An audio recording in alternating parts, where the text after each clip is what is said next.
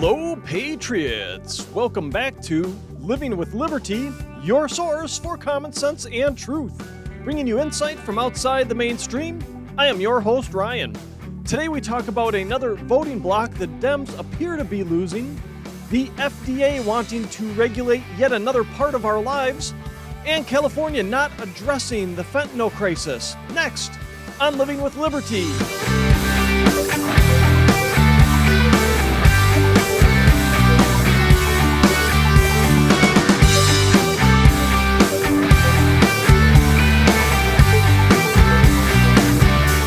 Democrats seem to be losing another key component of their coalition that helps keep them in office.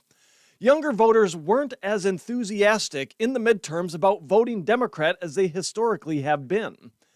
Could it be that younger voters have realized they've repeatedly been promised things by Democrats like, student loan forgiveness that never come to fruition because it's either unconstitutional or unsustainable from a fiscal standpoint? Not that the fiscal standpoint is standing in anybody's way, Republican or Democrat these days, from printing money and spending it, money we don't have, but that's another story for another day. Now, this could be the case. However, if you start waving the words free and loan forgiveness around, people lose all sense of logic and get an unbridled sense of optimism that takes hold, that someone is going to bail me out of this crappy situation I put myself in by getting that underwater basket weaving degree for $150,000. People are so bad at tracing back to the root cause of things, or just the root of things for that matter, that they don't even realize that what they are getting from the government that they put free on, that they label as free, has already been paid for by them through the robbery of the U.S. government. Looking through the lens of optimism, it could be said that younger voters are realizing that progressivism as it stands today, as it's defined by the modern Democrat Party, is actually regressivism. We've been taking steps back. I don't care, slice it and dice it any way. The left, you can put any spin on it you want. We are regressing as a society. We've gone back to, honestly, we're just short of separate water fountains and lunch counters. We're just short of that. I mean, you look at these college campuses, they have the study room for people of color and the study room for whites. So the segregation's already happening in that manner. It just hasn't permeated through the rest of society yet. We continue down the path we are, that's where it'll end up. We're on that track. If we allow this crap to continue that's been going on with just the continued division or attempted division, whatever you want to call it, of our society. Progressivism today is actually regressivism. We are stepping back. So maybe our young people are realizing that. Maybe they're waking up and saying, you know what? This actually isn't good. This isn't what I signed up for. Young people tend to be more progressive. Going back to kind of the segregated society, that doesn't seem too progressive to me. And maybe because of that, they're making a different choice when it comes to who they are voting for. Maybe they're just not voting at all. Maybe it's, I don't want any part of that. They may be waking up to the fact that the crappy policies of the Democrats is what has caused massive inflation. I'm going to be fair here to the big spending Republicans under Trump with the whole COVID bill, multiple COVID bills, the money they've continued to send over to Ukraine, Lindsey Graham, we don't have, right? And any other warmongering Republican out there. Maybe they're seeing that. Maybe they're seeing the crappy policies, and I'll say mainly on the Democrats. They're the wokeitarians here. That's what's caused massive inflation. That's what's caused the regression in our society. And they're taking note. And young people are the ones who get bit the most by inflation. It takes a bigger chunk of their paycheck, especially those coming right out of college, right? Because they don't have the starting salary of someone that's been working for 20 years, right? They don't just give you a salary coming out of college that, is worth 20 years of experience. You start at the bottom. You start at an entry-level position. And when you have massive inflation like we've had, it takes a huge bite out of their check. And They can't do the things they want to do. They can't buy the things they want to buy. They can't have those nights out with friends at the bar. They can't go and maybe buy the top brands of whatever that they want, the organic fruit, whatever, because it's so inflated. I mean, I was at the store yesterday. Eggs are $4. I'm like, that's ridiculous. And they were $4 at Aldi. I passed a roadside stand of eggs that was like $3.50. I might as well just buy them from the local farmer at this point because they're cheaper. It's ridiculous. And that's what's taking a huge bite out of young people's checks. And maybe that's what's got them waking up. Maybe they're saying, ooh, these policies aren't too good for my bottom line. Maybe he's starting to think about these things and how we need a little bit more balance than just the social justice causes all the time. And the constant emotional roller coaster and emotional response to everything. Maybe we got to think a little bit about things and how it's affecting me as a person and my ability to help the whole. I mean, that's where it starts, right? Go back to the airline example. You've got to help yourself. What do they tell you when you're flying? If the oxygen mask, put yours on first, and then you can help somebody out. Because if you don't take care of yourself first and have yourself in a good position, you're not going to be able to help anyone. You're going to be in no good to anybody. You can't help someone put their oxygen mask on if you're passed out, right? I mean, maybe that's what they're looking at now, saying, ooh, if I'm not in a good fiscal position, if I don't have good job prospects, how can I help society at large? How can I help those less fortunate than me if I don't have myself taken care of and in a good position to do so? So maybe they're looking at things like that. And inflation takes a big part of that discretionary income. Now, it could be that they are seeing the destruction identity politics has had on society, and they're deciding that, like I said before, it's not a very progressive viewpoint, and they're abandoning the Democrat Party over it. Now, Michael McDonald, a political science professor at the University of Florida, also had this to say about this shift that we're seeing from the young people in terms of leaving the Democrat Party and swinging maybe to vote independent or Republican. He said this: youngest people also have the weakest partisan attachments, so they can be more susceptible to partisan swings nationally. There's no reason why Republicans can't rebound among younger people. Yeah, young people are fickle. I remember that. I was young once. Their brains are still developing. They're still developing their opinions and outlooks on life. They don't know what they don't know yet. They haven't experienced life. Young people only know what they're told, right? And if you got the Democrat Party telling them how awful America is and how racist it is, and that we, have these subsets of society that are just oppressed, people just believe it. I mean, there's old people that believe it too, don't get me wrong. But young people are the most impressionable. They still don't know what they don't know. They haven't experienced life. They haven't had it slap them in the face yet. So they just kind of go along with it. They're still developing those opinions. So you're still impressionable. And politicians take advantage of that in the young people. There's a reason, and I talked about this a while ago, about the Democrats wanting to lower the voting age to 16. They want to do that. You know why? Because they know that the logic centers in the brains of young people aren't developed yet and are easily swayed by emotional arguments and propaganda. That's why they wanted to do something so stupid as to lower the voting age to 16. Because they know they keep losing people. As people start looking at things from a logic and an objective standpoint, the Democrats know that what they're saying, what they're spouting, doesn't make sense. And they're losing people because of it. That's why let's lower the voting age to 16, because we can get a whole new crop of young, impressionable voters who don't think about things outside of, let me put an emotional argument in front of them and make them mad. That's the logic there that they're, with that proposal they had way back when. The way the Democrats have held on to this block of voters over the course of time is the empty promises and of free stuff and taking advantage of the young voters' natural inclination to be more progressive or want to appear to be more progressive to make society better, which I think is admirable. I mean, who doesn't want progress, right? Doesn't want to be better than yesterday?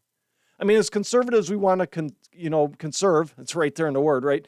Those core values and principles of our Constitution, but we also realize the need to progress as a society and evolve as a society. We have to get better, and that's the message that conservatives need to put out there. We need to be better. Do I want things to be like Abraham Lincoln's Republican Party? No. I mean, we've changed so much. There's so much that changes. We need to change with it, but we also have to conserve those core principles. And that's the balance that needs to take place. And we need to get that message out. The way the Democrats have positioned themselves is they are the progressive party. Well, that progression has come at the destruction of our society. And I think these young people are waking up to that. They keep throwing out free stuff that never materializes. These young people see all the free stuff that the illegal immigrants are getting, but yet our citizens here in the United States go hungry. Our veterans go unsheltered. We have drug addicts all over the street that aren't being helped. They see this. They say, okay, we got all these promises. We've got all these problems still. And oh, by the way, if we've got enough money to send to Ukraine every 2 weeks for their war because we hate Russia and we need to have that distraction, why aren't we using that money to help our own here at home, to help those in need at home, to take up the real social causes we need to take up? I think they're seeing that. And I think they're waking up, and I think they're seeing that the Democrats are not what they said they are. Now, here's the thing. I think we do have some optimism. I haven't necessarily been super optimistic lately, just seeing everything that goes on. It's the natural swings. I think generally, I'm a very optimistic person. And you know what? I am, looking long term, I am, because we've been here before. We'll get out of it. That's what we do as America. It's going to take time. And that's a frustrating part. And sometimes that saps your optimism. Anyway, conservatives, I think, are slowly taking that mantle of being the progressive party. Like I said, these young people are waking up. I think they see that, hey, empty promises, that's not good. We don't like that. You told me you were going to cancel some of my student loan debt. That never came through. It's unconstitutional. There's no way. That's a power of the purse thing by Congress, and no way that gets through Congress, especially now with Republicans taking the House. So because of this, because I think conservatives, and I say conservatives, you got a bunch of just swamp Republicans out there who are basically Democrats. Not them. It's, they might go 50-50 on some of this stuff, but whatever. They're at the end of the day, they're really Democrats.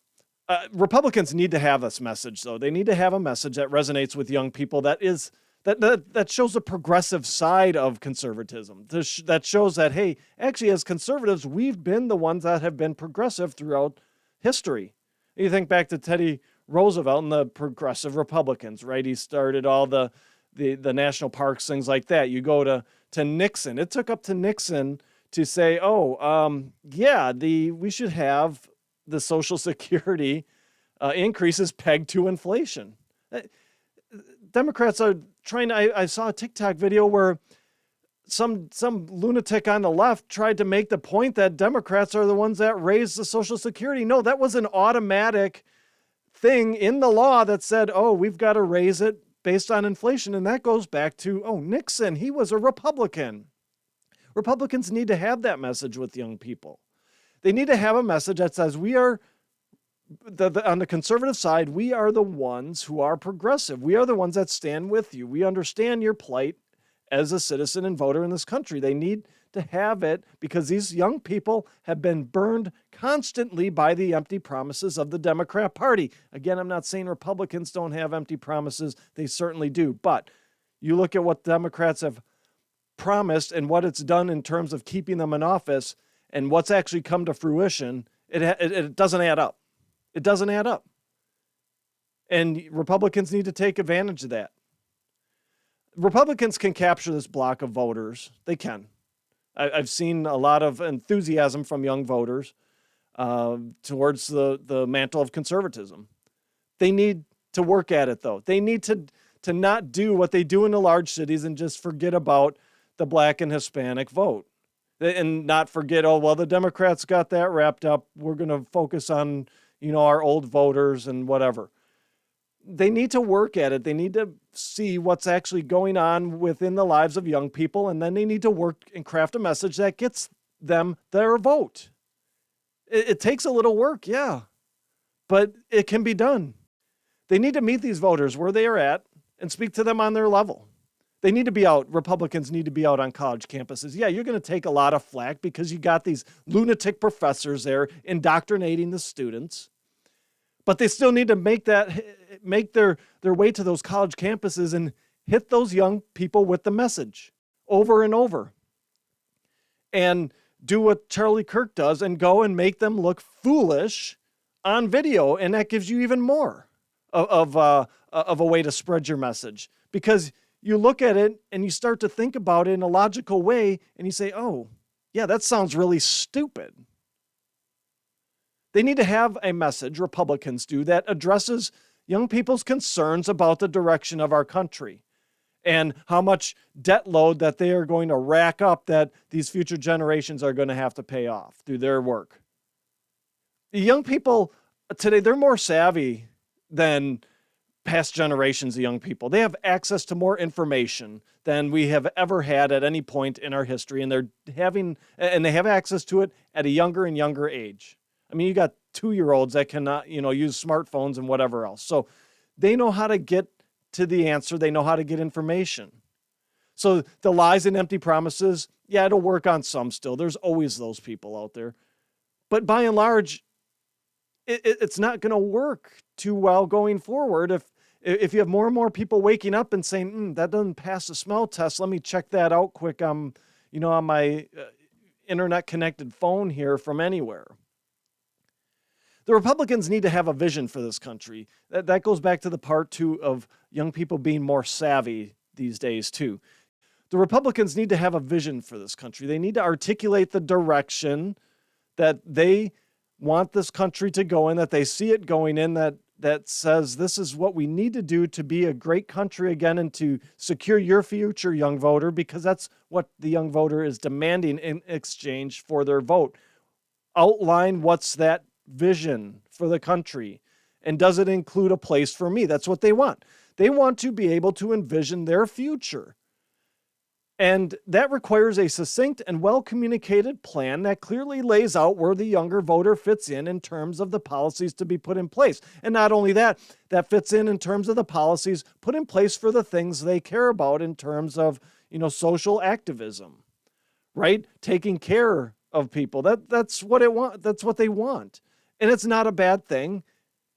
And it means that, Republicans, you got to detach yourselves from corporate America to do that, because young people still view corporate America as the devil. It's the way it is. They're a necessary evil. Yeah, they work in them, but you've seen how they've co-opted some of these corporations, and the big ones at that have a lot of sway.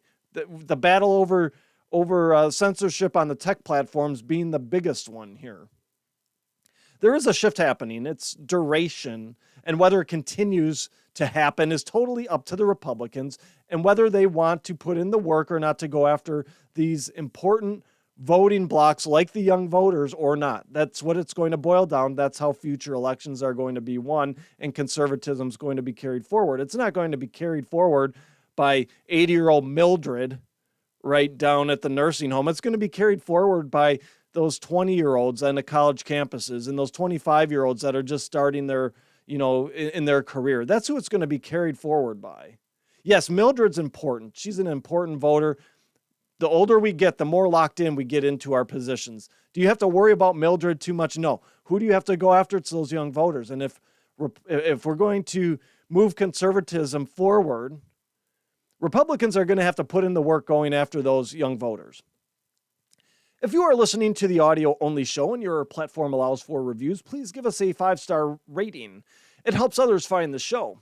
Whether you are listening to the audio version or are viewing on Rumble or YouTube, hit the Rumble or thumbs up button. The more interactions we have, the more the show gets into the recommendations made by the algorithms, and the more we are able to spread the truth. All right, moving on.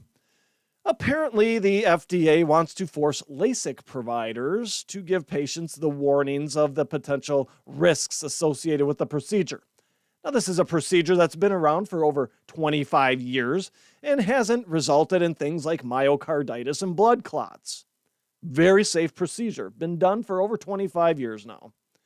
Now, this is the same FDA that peddles an experimental injection as safe and wants you to take it without question. And they want to force LASIK providers to inform patients of potential risks with the procedure. They won't even give you the potential risks with the experiment here. They won't even do that. They try and hide it. But yet they want to say, oh, well, Mr. or Miss LASIK doctor, we want to make you give out all the potential risks and warnings associated with LASIK. And we truly live in a clown world. Now, according to an Epoch Times piece, I'll link it in the description box, the FDA, in its latest draft policy proposal, said that people considering LASIK need to be better informed about the surgery's potential side effects, including dry eyes, persistent eye pain, double vision, seeing glares or halos, imbalance between the two eyes, and other issues. Specifically, the FDA recommends that LASIK manufacturers provide a copy of a detailed patient decision checklist to physicians and patients so that they have all the information needed to make an informed decision. Besides potential side effects, the checklist would also include a list of health conditions that may put patients at greater risk if they choose to have LASIK, including controlled and uncontrolled diabetes, dry eyes, eye inflammation, or autoimmune tissue disease. Now, isn't that just the cat's ass? They don't want you informed about an experimental liquid. They want you to jam in your body unquestioned. Don't question us. We're the government. We know what's best for you. But they want you informed about the potential for dry eyes from a LASIK procedure. They want you to be informed that, oh, you could get diabetes from this. That's the first I've ever heard of a side effect from LASIK, honestly. Diabetes. I knew about the dry eyes, the inflammation. I've looked at the pamphlets at my eye doctor. So you know these things. You know you could have halos. I mean, they lay that out in these pamphlets that they give you if you're considering LASIK. So the FDA is like, nah, you know what? Blood clots, you know what? Take this anyway. Oh, dry eyes, yeah, we got to warn you about that. I mean, these people are just ridiculous. We live in just an idiocracy, honestly. I often wonder if people at the FDA are embarrassed that they have to come up with this crap. I know the answer to that. They're not. Otherwise, we wouldn't hear about it if they were embarrassed about this stupidity. I mean, honestly, they should be embarrassed about this.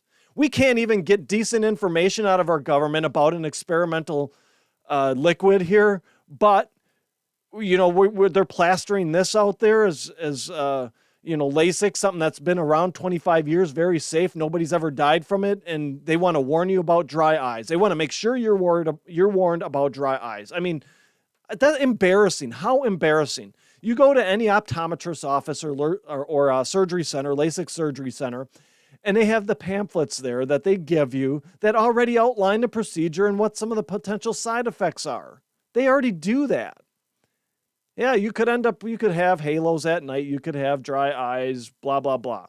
Do some of these go wrong? Absolutely. There's a risk to everything, right? But the people look at this and they say the risk or the benefit far outweighs the risk of this. I'm going to do it. And for by and large, the vast majority of people experience no side effects at all from the procedure. So this is just, you know what this is? It's just bureaucracy run amok. That's what this is. They're so bored at the FDA. It's like, okay, what can we come up with? Yeah, we can't do anything with Pfizer's little experimental cocktail here. Oh, LASIK. Let's do something about that. There's people sitting around thinking about that at the FDA. What can we do? Yeah, LASIK sounds good. Let's go after that. Those pamphlets aren't good enough. We don't have control over those. So yeah, let's do it. It's nothing more than someone or some group at the FDA justifying their job. It's the FDA justifying its existence. This is being put out there. You know why they're going after the LASIK providers? Because LASIK providers don't shell out money to the FDA and the CDC like pharma does. That's what this is about. If LASIK providers were throwing a bunch of money at their preferred political candidates, or were throwing a bunch of money into the FDA and CDC, this wouldn't even be a story. It wouldn't. It wouldn't. This wouldn't be a story, because it's all about who's towing the government line, who's working with us to control the population, to continue to further implement the administrative state. LASIK providers obviously aren't, because the FDA is going after them, saying we want to regulate the warnings and risk factors you're giving out to people.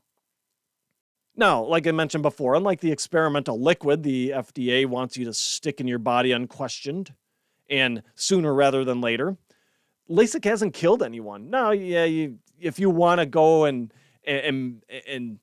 do some diagram where you're tying back a suicide to a LASIK surgery because someone couldn't take anymore because LASIK screwed up their vision, made them blind or whatever, those stories are out there. I'll acknowledge them right now. They're out there, but you can't. That wasn't a direct result of the LASIK procedure itself. That's a direct result of someone ending up in a mental state that wasn't healthy because they had a surgery that went wrong. You could probably find that for any other surgery out there too, where the risk, they did their risk reward analysis. They decided the reward was greater than the risk and something went wrong. It happens. World's not perfect. Those things happen. It's one of those, and then it puts somebody that they might have been on the edge already too. Who knows? And the LASIK thing and them getting blind just pushed them over.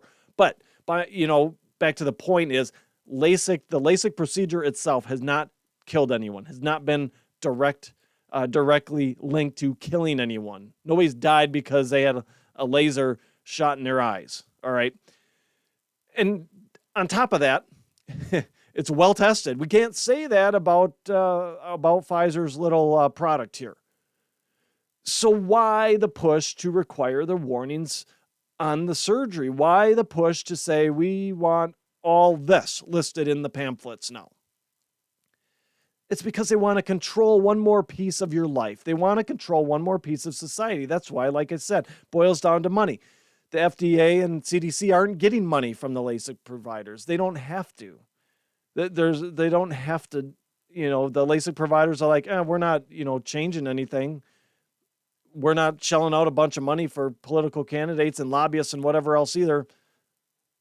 So, maybe it's viewed as the Wild West a little bit of kind of the FDA's realm, I guess you could say. I don't know. But they just want to control society. The administrative state, the bureaucracy wants to control society. They have so much, they've been given so much power, it's ridiculous. I didn't elect the people at the FDA to put in place rules and regulations. I elected my legislators in the House and my senators in the Senate. I didn't elect, Joe Smith, FDA director, to make decisions on my behalf. The fact is that our legislators have punted some of these responsibilities, given these agencies more authority than they actually should have. And I get it, they're experts, but it should be advisory, and it should be brought to our legislators, any rule they want to put in place, period. And if our legislators vote on it and think it's a good idea, fine. But that's how it should be done. It shouldn't be a blind bureaucratic institution that's making these rules for us. It boils down to the bureaucracy needing something else to control. They don't have full control on the LASIK industry, so now we're going to do it by issuing a useless and unnecessary regulation that will do nothing but increase costs and get in people's heads about an otherwise extremely safe procedure. People, like I said, the pamphlets give them the warnings. The pamphlets outline, hey, you'll get dry eyes, halos, whatever. The extra stuff the FDA wants to put in there is going to turn people off to it, because now they're going to look at it. And even though the numbers are very much in favor of success and no issues from a LASIK procedure, people are going to have second thoughts now once you start throwing some of this other stuff in there, like uncontrolled diabetes and autoimmune tissue damage. That's I don't get it. That stuff is extremely rare. It's more rare than the blood clots we're seeing with the jabs here. So that's the whole point. It's just to control your life and make you scared and make you more want to be more reliant on the government and run to the government and say, government, can you take away this risk factor in my life? That's what this is about. Life isn't risk-free, people. You wake up and realize that. There's a risk to everything you do. There's a risk when you get out of bed in the morning that you could fall over, smack your head in the wall, snap your neck, and die on the spot. There's that risk, yet you still get out of bed every day.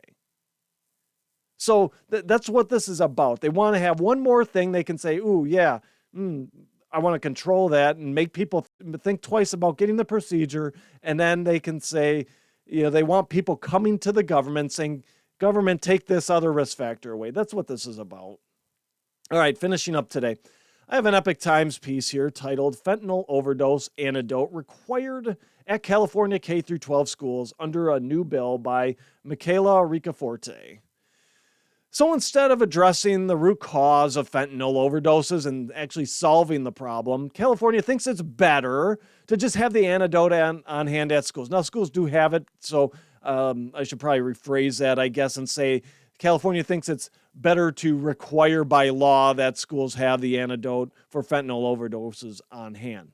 Now, Ricaforte writes this in her piece. She says this: after several cases of student overdoses due to the synthetic opioid fentanyl, California lawmakers introduced a bill requiring naloxone, a nasal spray that reverses an opioid overdose on K-12 campuses. While schools are permitted to carry naloxone on campuses, Assembly Bill 19, introduced December 5th by newly elected Assemblyman Joe Patterson, who is a Republican, by the way, in Rockland, would require schools to always have at least 2 doses of the spray. Now, this is the disappointing piece, that we have a Republican here who's not recognizing the fact of the root cause of this opioid issue, the fentanyl issue. That's probably the most disappointing. I'm all for have it on hand, fine. You know what? But to not address the actual problem, I mean, let's look at this. How about we solve the actual problem here instead of just putting a Band-Aid on it? How about Gavin Newsom and California legislators put pressure on the Biden administration to uphold their constitutional duty and secure the border, which is where the vast majority of the fentanyl is coming into this country to begin with?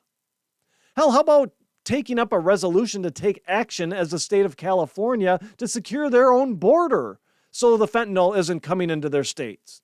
How about they do that? Requiring schools to carry the antidote is like putting a Band-Aid on a severed limb. Students look at the risk reward again, right? It's like, oh, well, okay, fentanyl, sure, I'll try at the school. If I OD at school, they've got the antidote on hand. It just enables the behavior. And it doesn't address the root problem of fentanyl entering our country and specifically here, the state of California. This is just another one of those feeble attempts by legislators to say, see, we're doing something about it. To be clear, I'm not against schools having the fentanyl antidote on hand, so save the Ryan wants kids to OD and die talk. I'm not. Like I said, it's fine. Whatever. Let's address the root cause, though. Government needs to get to the root cause. That's the whole point here. There was no point in this story that said, this bill was introduced to require schools to have the fentanyl antidote on hand. Oh, and additionally, to have California close off the border or do something else in terms of mitigating the flow of fentanyl into the state. There wasn't any of that talk in this article. It was just about how this bill says you have to have the fentanyl antidote on hand for kids that OD. The government needs to get to the root cause. They need to address the issue of how and why kids are getting their hands on fentanyl to begin with. We know where it's coming from. They need to address the issue of where it's getting into our country and who's sending it here. That's what they need to be doing. That's what we elect legislators and government officials to do. Protect our sovereignty as a nation, to protect our well-being as a nation. That's what we put them in office to do, not come up with bills that say schools, you have to carry the fentanyl antidote in the event of an overdose. They are failing miserably at protecting the sovereignty of our nation and protecting the well-being of us as a people. They're failing miserably at it. And instead of owning up to the fact that our border is an absolute sieve where drugs continue to pour in and harm our citizens, they double down and act like the border is secure and pass dumb bills like this one, where it doesn't address the issue at all. Our country continues to slide further and further into a sadder and sadder state of affairs. And bills like this do little to inspire confidence that we have the elected officials in office now that are going to be able to solve the problems and actually get anything done for the voters they represent. Again, their accountability is to us. They work for us. We put them in position to look at our sovereignty as a state on the state issues and our sovereignty as a nation on federal issues. And they're not doing either. They're just saying here, okay, well, this is a problem. Let me pass a bill that attempts to put a Band-Aid on it. I mean, come on. We need better people in office. Like I said before, I'm optimistic we'll get out of this, but we need to be aware of these issues that aren't being root caused and solved. The root cause is an open border where drugs just flow freely into our country. What's the solve? Hey, the federal government won't take action. Well, we better take action as a state to protect our citizens and our sovereignty as a state. There's none of that. Eventually, I'd like to get to think that we'll get there. But, sometimes I see stuff like this and it makes me wonder. Again, overall, long term, we keep fighting. We're going to get there. We're going to get our country back to being the greatest country on this planet. It's going to take a lot of work, and we have to be aware of these issues, and we have to tackle these issues. Because these are the issues, these little ones that seem small, but they're just the ones that just chip away at the fabric of our nation. Just keeps taking little bites. And you don't eat the elephant all in one bite, right? It's little bites over long periods of time. We have to stop those little bites from being taken. We have to reverse course. We have to figure out the root cause of what these issues are, the big issues, and these little ones too that are seemingly, I'd say this is, it might seem little to some people. I think this is a big issue, right? You got to stop the consumption of that elephant, right, and reverse it. That's the only way this works here, and that's the only way we save our country. All right, before I go, don't forget to tune in live to Rucksack Radio on Tuesdays at 7 p.m. Central for Laughs and Liberty with Tom and me. You can catch us on Riverside FM, Rumble, YouTube, or Twitch. We have the chats going across all the platforms. We love to engage with you in those chats. We get a lot of good comments and questions in there during the show. Keep sending those in. We love them. Next Tuesday, the 20th, we'll have a shorter Laughs and Liberty, and then we'll have our first Rucksack Roundtable with Tom, myself, Brian Wicks, and Gadsden. Brian and Gadsden from Parlor. We're looking forward to that. We've got some great topics lined up. Join us Tuesday, 7 p.m. Central for Laughs and Liberty for about 45 minutes, and then at 8 o'clock we'll start the roundtable. All right, before signing off for the day, this is the last show for 2022. I am taking the rest of the year off for the holidays just to give myself a break, enjoy the holiday season. I'm deeply grateful for all of you out there listening to the show weekly, sharing it with friends, family, neighbors, just helping us spread the truth. I truly appreciate the feedback you all give me on the show, how you enjoy it, some of the banter back and forth on points you don't agree with me on, and that's okay. I love it that we don't agree sometimes too. It just means we have healthy dialogue, and we're looking for the best solution, so I love it. I'll be back in the new year with new content. I want you all to have a Merry Christmas and a safe and happy New Year. Friends, that's my show for today. Thank you for tuning in. Please check out my website, livingwithlibertypodcast.com. There you'll find links to my past shows, my original articles, as well as other resources to help arm you with knowledge in fighting off the prevailing narratives of the day. While on my website, shop my store, Living with Liberty Outfitters. Lastly, I'd be so grateful if you shared, subscribed, and left a positive review of the show, should your listening platform allow. Subscribing helps us move up the charts and helps more people find the truth.